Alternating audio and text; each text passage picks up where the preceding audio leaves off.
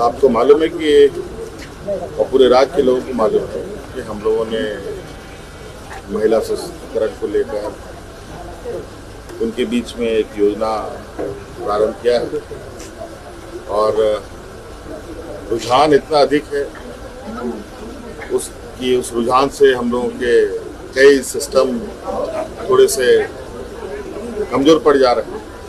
लेकिन कोई बात नहीं, शुरुआत करते हैं तो जो भी चुनौती आती है वो चुनौती बेहतर के लिए अच्छा होता है।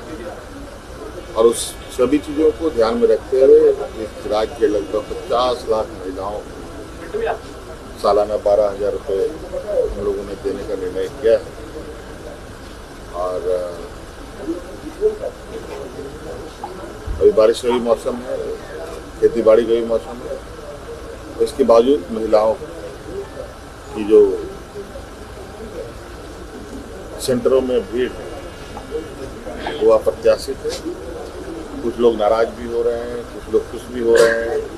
कभी कंप्यूटर का लिंक, क्योंकि आपको पता है कि ग्रामीण क्षेत्रों में मोबाइल नेटवर्क कहीं काम करता है, कहीं काम नहीं करता है।